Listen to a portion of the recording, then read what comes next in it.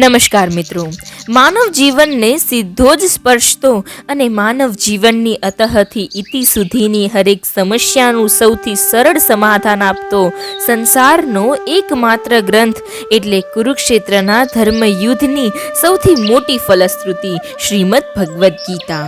જીવનની હરેક સમસ્યાનું સમાધાન શ્રીમદ ભગવદ્ ગીતા પાસે છે.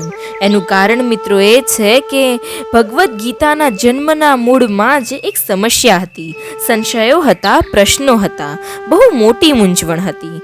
અને એટલે જ હું તો ત્યાં સુધી કહું છું કે સફળ જીવનની એકમાત્ર શરત શ્રીમદ ભગવદ્ ગીતા જ હોઈ શકે.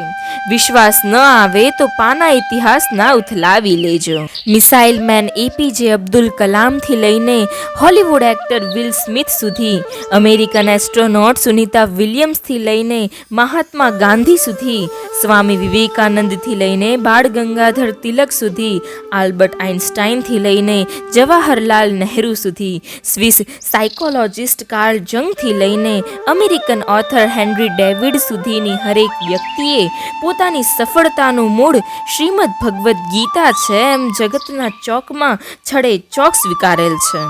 આમ તો શ્રીમદ ભગવદ્ ગીતા આવા પ્રમાણોની મોહતાજ નથી, પણ આપણે પાછા બુદ્ધિશાળી વર્ગના માણસો ખરા ને, પ્રમાણ તો જોઈએ જ. સાચું કહું તો આપણે એમાં જ પાછળ રહી ગયા અને વિદેશીઓ આપણા ભવ્ય વારસાને અહીંથી લઈ જઈને આગળ નીકળી ગયા. પણ હશે જાગ્યા ત્યાંથી સવાર, મંદિરમાં લાલ કપડામાં વીંટીને મૂકી રાખેલ કે પછી ઘરના કબાટમાં સાચવીને મૂકી રાખેલ ભગવદ્ ગીતાને કાઢીએ અને શ્રવણ વાંચન ચિંતન મનન કરી જીવન પથનું દિશા દર્શન કરીએ. કેમ કે આજે પરિસ્થિતિ હદથી પણ વધુ ખરાબ છે. આજે સંબંધો શૂન્ય બન્યા, વિચારો વામણા બન્યા, કેળવણી કમાણીનું સાધન બની ગઈ, નૈતિકતા નેવે મુકાઈ ગઈ, શ્રદ્ધાના સુર બેસુરા બન્યા, ભાવ ભક્તિનો ભૂલાઈ ગયો, અનીતિનો ઉદય થયો ને સંસ્કારોનો સૂર્ય અસ્ત થયો. સમજણ સંસ્કૃતિની વિસરાવા લાગી, બુદ્ધિ બજારે વેચાવા લાગી, લાજ લૂંટાવા લાગી ને શરમ પણ શરમાવા લાગી. લાગણીને લૂણો લાગ્યો, દ્રષ્ટિને દાગ લાગ્યો, અધર્મએ આંખો કાઢીને ધર્મના ધજાગરા ઉડ્યા, કાયાના કામણ વધ્યા, માયાએ માજા મૂકી અને માનવતા મરવા પડી. વિવેક વાયરે ઉડ્યો, વાણીનો વિલાસ વધ્યો, વ્યવહાર વેપાર બન્યો ને સંસાર અસાર બન્યો.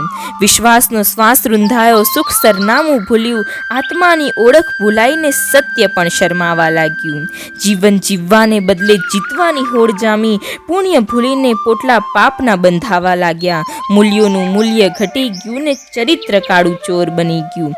અને એટલે જ મજાની જિંદગી અણગમતી એક સજા બની ગઈ.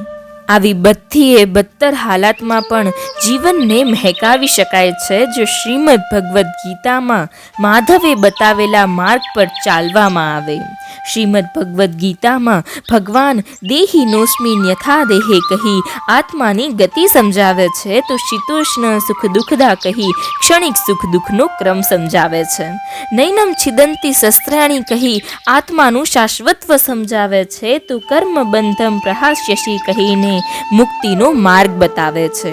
યોગસ્થ કુરુ કર્માણી થકી યોગની પરિભાષા સમજાવે છે, તો તાની સર્વાણી સંયમ્ય કહીને સ્થિત પ્રજ્ઞની ઓળખ આપે છે. નહીં કશ્ચિત ક્ષણમપી કહી કર્મનો મહિમા સમજાવે છે, તો યોગ સંન્યસ્ત કર્માણમ કહીને ભક્તિ યોગ સમજાવે છે.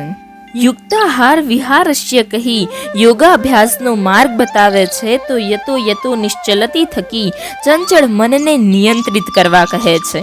યો મામ પશ્યતિ સર્વત્રમાં ઈશ્વરના સામીપ્યનો માર્ગ બતાવે છે, તો તપસ્વી યોધિકો યોગી કહીને સાચા યોગીની શ્રેષ્ઠતા સમજાવે છે. અક્ષરમ બ્રહ્મ પરમમ થકી બ્રહ્મની ઓળખ કરાવે છે, તો અંતકાલે ચ મામેવ કહીને અંતકાળે લેવાતા પ્રભુ નામનો મહિમા સમજાવે છે. સંન્યાસ યોગ પુખ્તાત્માથી સંન્યાસ યોગ સમજાવે છે, તો અહમ આત્મા ગુડાકેશથી પરબ્રહ્મની સર્વવ્યાપકતાનો પરિચય કરાવે છે. ખરેખર શ્રીમદ ભગવદ્ ગીતાનો હરેક અક્ષર મંત્ર છે અને શબ્દે શબ્દમાં સંહિતા છે. જેનું અધ્યયન કરવામાં આવે, એને આચાર વિચારમાં વણી લેવામાં આવે તો જીવન ભગવાનને ગમતું થઈ જાય. જેમ બાળક મૂંઝાય ત્યારે ત્યારે મા પાસે દોડી જાય અને મમતાળી માની શીતળ છાયામાં બાળકના ઉદ્વિગ્ન મનને શાતા મળે. બસ એમ જ શ્રીમદ ભગવદ્ ગીતા માની ગરજ સારે છે. તો ગીતા જયંતિના પવિત્ર અવસર પર ગીતાકાર અને સંસારના સૌ પ્રથમ મોટિવેશનલ સ્પીકર ભગવાન શ્રી કૃષ્ણને સત નમન. તો પાછા મળીશું આવતા રવિવારે. ત્યાં સુધી રાધે રાધે.